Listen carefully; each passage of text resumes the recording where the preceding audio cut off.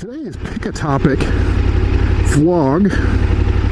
Let's see what we've got. This is where I pick something out of my extensive list of hand-hammered vlog topics. And let's see what we've got here. The new snake oil, how to buy, user reviews. Running a repaired tire, that's an excellent subject for today. Very pertinent.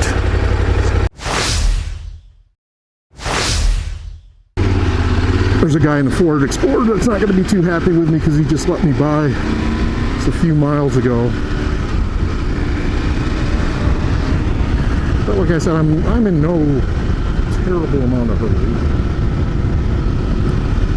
So today's subject is, and I know this is almost as bad as motor oil, tire type, and gearing conversations in the motorcycle world, but running on a repaired tire. Now, that's what I'm doing today, and my particular repair was not very successful. I used two different methods to repair the tire. I used a Dynaplug, which that's an upcoming review, and those failed. I did not care for those, and I might as well have burnt my $30 or $40. But like I said, that's a different video. And then I used the old-fashioned goo strip or goo string plugs, and I usually when I do that, I add some rubber cement. Maybe that's the missing factor, but there is air slowly leaking. I'm losing about 5 pounds a day, so every time I stop, I'm hitting it with a little bit of air just to make sure it does not lose air and I go careening off into this canyon. However, in my experience, which spans several decades, is that you can run a repaired tire without the worry. If it's done properly, and take it easy for the first 100 miles or so, just make sure that it's going to maintain air pressure and things like that. It's probably not going to be a big deal. My suggestion would be that eventually you pop the tire off and either purchase, I'm not certain that most motorcycle shops will repair a tire just out of liability. And maybe that's our answer right there, is if the motorcycle shops won't repair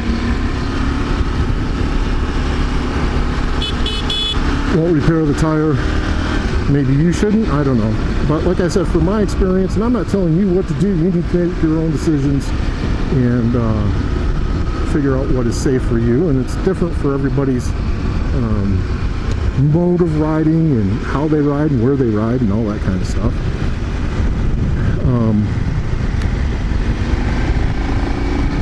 However,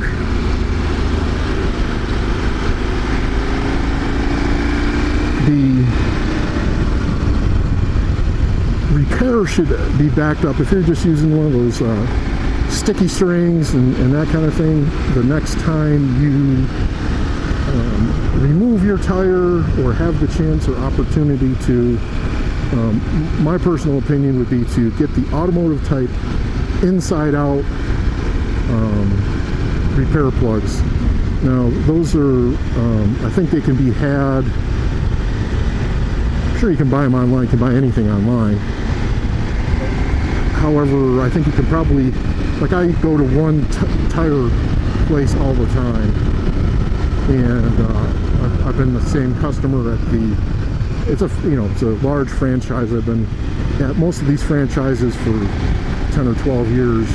And I can go in and I can say, hey, for $5 can I get one of your tire repair kits? And they'll say, yeah, and they'll probably just give it to me. But my suggestion would be to take one of those big round from the inside to the outside plug repair kits, and do that at your earliest convenience, because centrifugal force could dislodge that very nice sticky plug, or it could stay in the rest of your time on with that tire.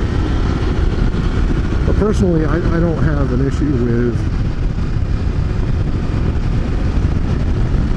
plugging and then managing a repaired tire. Personally, I don't, especially the tire that I have on here right now is a very expensive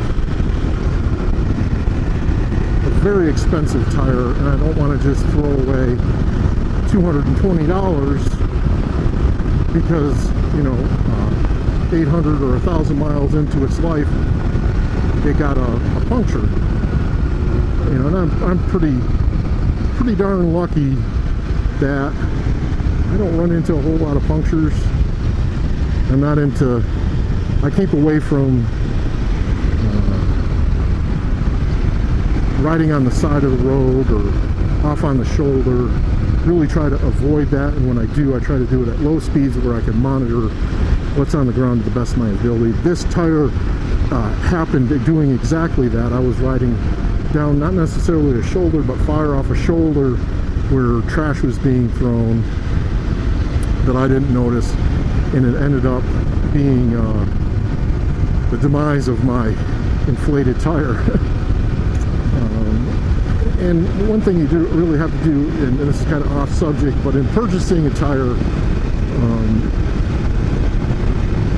either tubed or tubeless, I mean, the using a plug kit is obviously for tubeless tires, and even with a tube tire, when you're purchasing that tire, make sure that you can get that tire on and off. This particular tire, I cannot mount or dismount myself, and even some shops have had trouble mounting and dismounting it.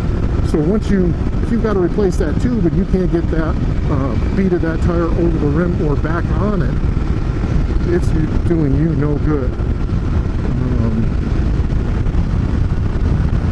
But to expand on one thing is there's a lot of tubeless systems for tube type tires, especially the dirt bike variety.